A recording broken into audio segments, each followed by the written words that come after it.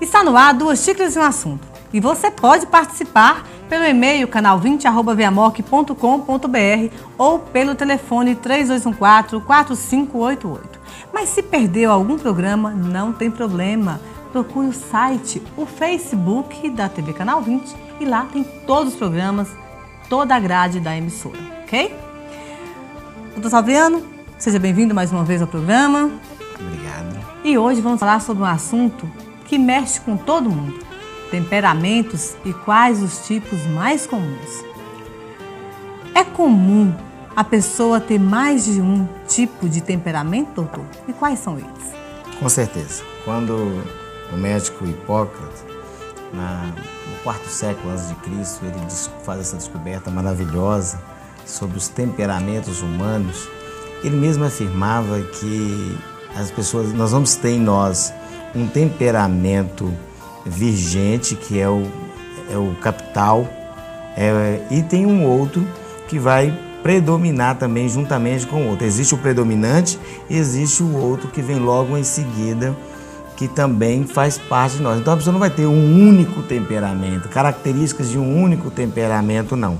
Então ele vai ter o predominante e logo em seguida outro temperamento também, algumas atitudes desse temperamento que o identifica com o segundo temperamento da pessoa, mas sempre vai existir um predominante, que é o que nós classificamos a pessoa. E que vai envolver também dentro do comportamento social, né? Justamente. Que vai, na verdade, projetar essa pessoa socialmente. Justamente. Então vamos lá, quais são os 4 tipos de comportamentos mais comuns, temperamentos mais comuns que nós temos? Nós temos o sanguíneo, nós temos o colérico, nós temos o melancólico e nós temos o fleumático. Foram esses que foram descobertos e identificados por Hipócrates, que é regente até hoje. Algumas pessoas que mudam algumas coisas, mas o que ainda rege, o que está em voga ainda, são esses 4 temperamentos descobertos por esse médico grego. Qual é a característica mais comum de cada um deles? O fleumático, por exemplo. O fleumático é uma pessoa tranquila, uma pessoa calma, é uma pessoa apaziguadora, uma pessoa que não se desespera falando assim, é óbvio, tem muitas características, mas não se desespera diante de circunstâncias. O fleumático é bem tranquilo, uma pessoa bem calma, bem tranquila. O colérico? O colérico não. Inclusive a própria palavra colérica... É o oposto, né? O colérico vem de cólera, é uma pessoa agitada, é uma pessoa cheia de ímpeto, é uma pessoa arrogante, uma pessoa que a maioria dos líderes e as empresas procuram nos testes pessoas coléricas, pessoas de pulso, pessoas que trabalham demasiadamente, pessoas que têm... sabe aquelas pessoas que estão no meio e de repente ela se destaca, é uma liderança natural? Sim. Tudo aponta para ela. Tem luz própria, né? Tem luz própria e são pessoas que de fato têm todas essas características. E agitada, fala de uma forma assim mais purgente com as outras pessoas. E não leve a mal, viu, gente? Quem tem parente colérico, não leve a mal. É uma pessoa assim, mas ama, tem carinho, tem amor, mas não expressa como os outros expressam. Então lá, fleumático, colérico, próximo? O sanguíneo. Sanguíneo. Tá. O sanguíneo é aquele falador. O sanguíneo fala muito, é aquela pessoa extrovertida, brincalhona, aquela pessoa, tudo tá bom, pessoas que não guardam mágoas. Tem pessoas que você discutem com a outra aqui devido ao seu ímpeto e no outro dia já chega como se nada tivesse acontecido. Você olha para a cara dela, o que essa pessoa está pensando, gente? Pode até achar que a pessoa é falsa, não é isso? Justamente. Não, essa pessoa é falsa demais. Ontem estava brigando aí com todo mundo, hoje chega rindo, brincando, trazendo bolo de queijo, trazendo isso, trazendo aquilo. Ei! Não entendi essa direta aí não, viu, doutor? Não, tô brincando. Aqui, nós falamos sobre sanguíneo, fleumático. Aí vem o melancólico. O melancólico. Há umas 2 semanas atrás nós estávamos falando sobre timidez. E eu falando que o melancólico é uma pessoa mais recatada, uma pessoa mais introvertida, mais na dela, são pessoas mais sossegadas. Tem pessoas que, algumas pessoas melancólicas, nada está bom na vida dela, inclusive vem da própria palavra melancolia. Ó céus, ó vida. E fica assim o tempo inteiro. Pessoa que reclama o tempo todo, né? Tem pessoas que reclamam o tempo todo. Você até tenta evitar essa pessoa muitas vezes, porque você sempre... Nada está bom. Se Dilma ganhou, tá ruim. Se a Aécio ganhou, também tá ruim. Se a outra ganhou, também tá ruim. Nada está bom. E as pessoas começam a observar isso e começam a afastar. O melancólico, então ele vive nessa melancolia. E uma melancolia dá a impressão que é natural. E é natural, porque faz parte do temperamento dela. O temperamento,